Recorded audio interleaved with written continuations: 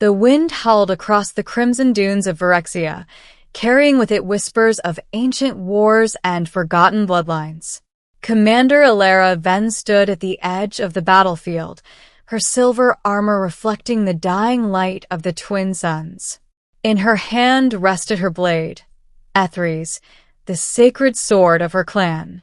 It was no ordinary weapon. It was alive, bound to her lineage, reacting only to the blood of the Venerii. And today, it had begun to tremble. That alone was impossible. Elara tightened her grip. Her clan stood behind her in formation, hundreds of warriors clad in identical armor, their glowing visors trained forward. Across the valley, a lone figure approached. A human, not armored, not armed, just walking. A murmur spread through the ranks. "Is this a trick?" one of her captains whispered. Elara didn't answer. Her eyes remained locked on the stranger. Humans weren't supposed to be here. Phyrexia had been sealed for centuries, its atmosphere hostile, its surface guarded by orbital defenses. Yet this man walked as if the planet itself had parted for him, as if he belonged. When he reached the midpoint of the battlefield, he stopped. He looked ordinary. Dark hair, dust-stained clothes, a faint scar across his cheek. But his eyes burned with something ancient. Elara stepped forward, raising her sword. "This world is forbidden," she declared, her voice amplified through her armor. "State your purpose, or be cut down." The man tilted his head slightly, as if studying her. Then he smiled. "I've been looking for you, the blade that should not respond." The moment those words left his mouth, Elara lunged. Her movement was flawless, trained over decades, guided by instinct and enhanced by her armor's neural interface. Ethres sliced through the air, aimed directly at the man's neck. But something went wrong. The blade hesitated, just for a fraction of a second. Long enough. The man moved not away but into the strike. His hand rose, bare and unprotected, and he caught the blade mid-swing. Gasps erupted from the clan. Ethres screamed. A high-pitched resonance echoed across the valley as the sword reacted violently to the contact. Its surface flared with golden light, pulsing like a heartbeat. Elara froze. "That's," one of the warriors whispered. "Impossible." The man winced slightly, as if the blade burned him. But he didn't let go. Instead, he tightened his grip, and the light intensified. Elara tried to pull the sword free, but it wouldn't move. It was as if the weapon had chosen to remain in his grasp. "Who are you?" she demanded, her voice now laced with something unfamiliar. "Fear." The man looked at her, not with hostility, but with recognition. "You already know," he said softly. "The awakening of Ethres." The sword erupted. A blinding column of light shot into the sky, splitting the clouds and shaking the ground beneath their feet. The dunes trembled. The air crackled with energy. Elara staggered back, releasing the weapon, but it didn't fall. It floated between them, suspended in midair, its blade now fully illuminated, no longer silver, but radiant gold. Symbols appeared along its surface, ancient glyphs that hadn't been seen in millennia. The clan dropped to one knee, every single warrior. Elara stared in disbelief. "What are you doing?" she shouted. No one answered. They couldn't, because they weren't choosing to kneel. They were compelled. The man reached out slowly. Ethres drifted toward him. "No," Elara whispered. "That sword belongs to my bloodline." The man's fingers closed around the hilt, and the light calmed. "It belonged," he corrected gently. A truth buried in time. The winds died. The battlefield fell silent. Even the twin suns seemed to dim, as if the planet itself was watching. Elara stepped forward again, her mind racing. "That weapon is bound to the Venerii," she said. "It cannot be wielded by outsiders." The man nodded. You're right. Then how? Because I'm not an outsider. Her breath caught. He turned the blade slightly, examining it. Ethres, he murmured. Forged from the core of a dying star, bound to the first blood of Phyrexia. Alara's heart pounded. How do you know that? He looked at her again. Because I was there. The words hit her like a shockwave.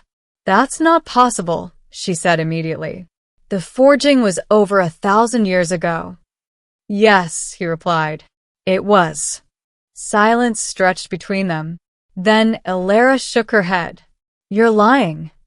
I wish I were. The memory of the first cut. Without warning, the man raised the sword. Alara tensed, but he didn't attack. Instead, he turned the blade toward his own palm. And sliced. The cut was clean. Precise. Blood spilled. Not red, but luminous, glowing with the same golden light as the sword. It dripped onto the sand. The ground reacted instantly. The dunes shifted, forming patterns, ancient markings that mirrored the glyphs on Ethres. Alara's vision blurred. Images flooded her mind. A battlefield, not of sand, but of fire. Armies clashing beneath a shattered sky. And, at the center of it all, the same man, but different. Clad in armor that seemed forged from light itself, wielding Ethres with effortless mastery. Around him stood the first Venery, her ancestors. And they were kneeling, just as her clan was now.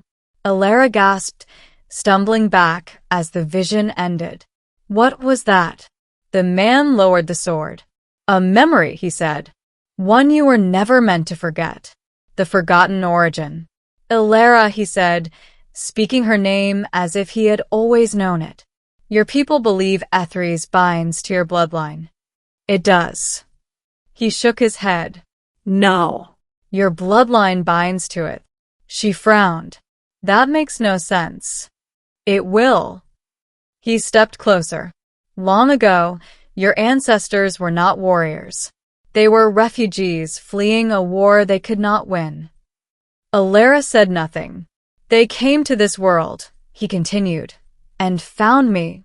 Her pulse quickened. I was something else then. Not human. Not entirely. He paused. I gave them Ethres.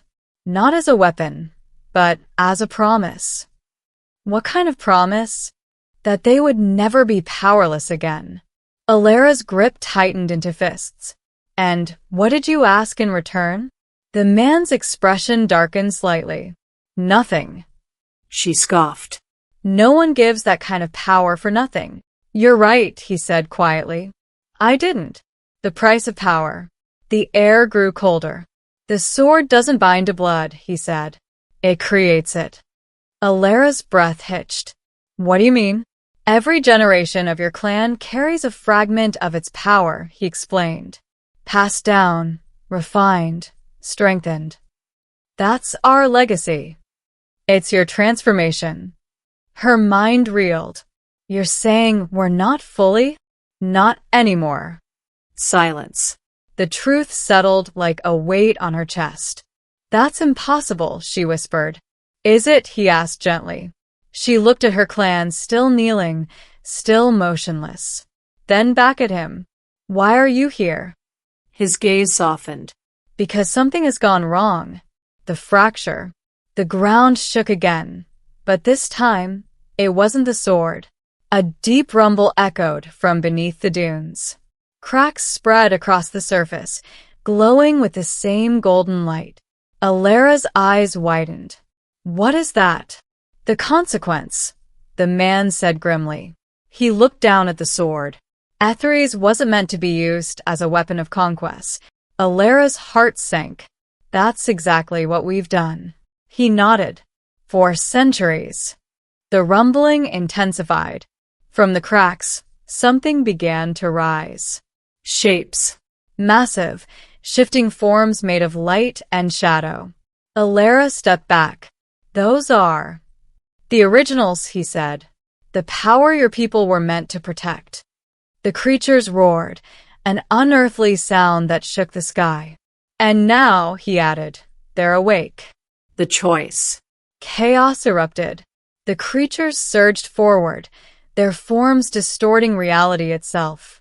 Alera's warriors broke formation, scrambling to defend themselves, but their weapons passed through the beings like mist. Fall back, she shouted. But it was useless. The creatures were everywhere. She turned to the man. You did this. No, he said. You did. He raised Ethres. And now we fix it. Alera hesitated. What do we do? He met her gaze. One cut. She blinked. What? One cut, he repeated. But it has to be yours. She looked at the sword. It doesn't belong to me anymore. It never did, he said. But it still listens to you. The creatures closed in. There was no time. Alera stepped forward. Tell me where to strike. The man pointed, not at the creatures, but at the ground. At the heart of it all. She swallowed. And that will stop this? He didn't answer immediately. Then, it will change everything. The cut that changed everything. Alera took a breath. Then she moved. With a speed born of desperation, she seized Ethres from his hand. The blade flared, but this time it didn't resist. It welcomed her. She leapt forward, dodging the creatures, her eyes fixed on the glowing fracture at the center of the battlefield. The ground pulsed. The light intensified. She raised the sword. For a moment, time seemed to stop. Then, she struck. The blade pierced the heart of the fracture. Light exploded outward.